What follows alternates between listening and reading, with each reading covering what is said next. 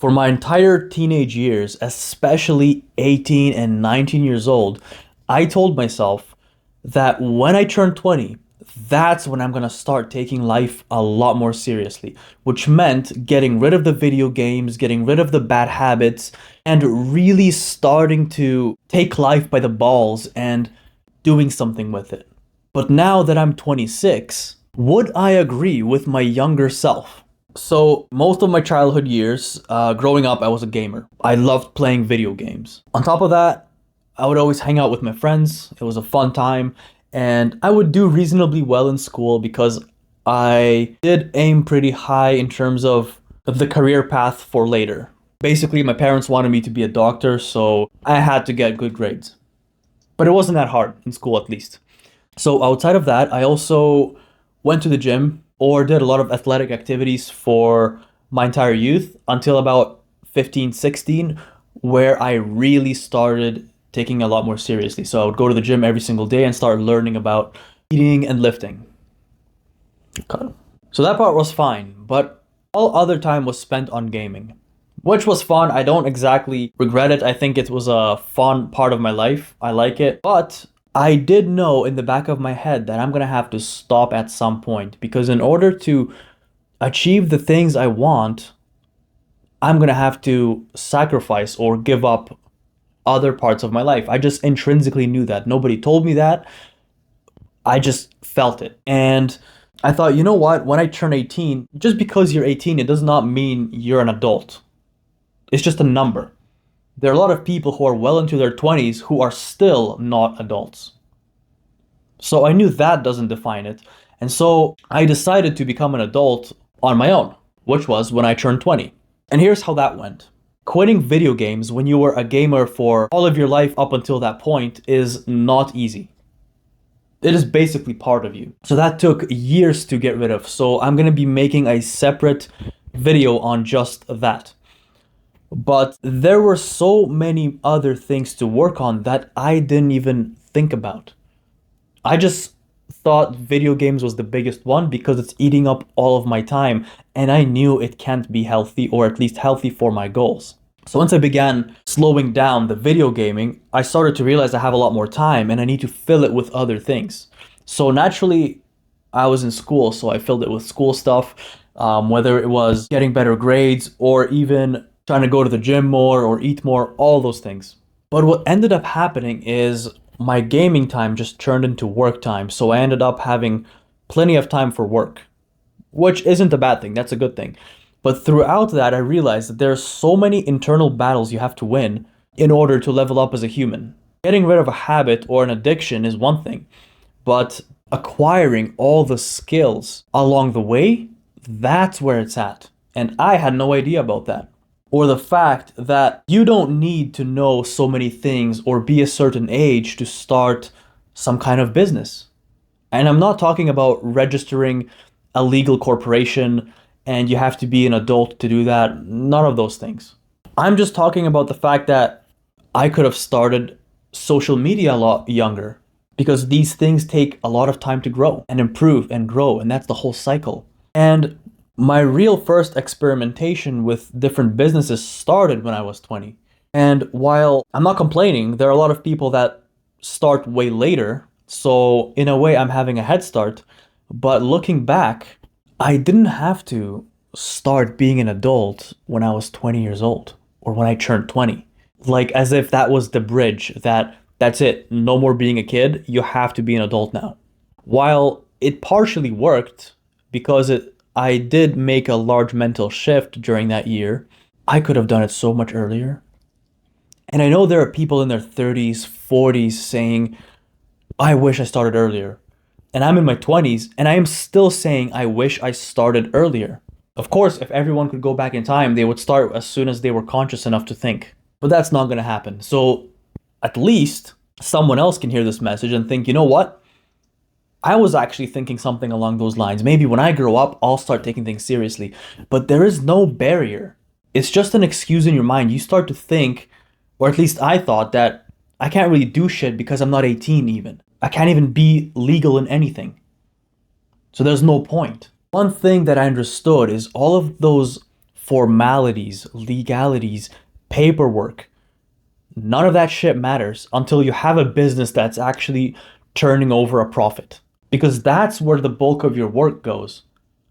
Figuring out how to register it or finding a legal guardian or person to put their name on, that's the easy part. Instead, you gotta start and then figure it out along the way. And so now thinking about it, I am glad that at least I started taking the gym seriously when I was 16. Because now I can be in a fortunate enough position that I've already achieved my dream body. Now, of course, I have goals. I want to get stronger. I want to get bigger. But for the most part, I'm already there in the fitness side of things. And some of you may look and think, what is he talking about? And some of you guys may think, what is he talking about? Doesn't he want to get bigger? He's not even that big yet. There's guys way better looking. Yeah, for sure. I mean, fitness is a large part of my life, but it's not my entire life. Do you want to be someone who is fit, that muscular guy at the gym, but is broke? Why do you want to fool everyone? You want to look like the Giga Chad, but then have nothing else to back it up with? That's all you have? You need to work across many different domains. If you just obsess over one thing, yes, you're going to have results, but you need to obsess over specific things for periods of time. So yes, there is a period of time where I was really focused on the gym, and then on the business, and then on another thing. And it just keeps cycling. You don't have to do 10 things at the same time, but you also can't just do one thing. Unless bodybuilding is your entire focus of your life and that's your career, great. For most people, it's not. Especially for most people that lift, it's not. But they use it as an excuse. So if I can be about 180 pounds and 10 to 12% body fat year round, so that means having a visible six-pack always, not just in the summer, that's a fucking win.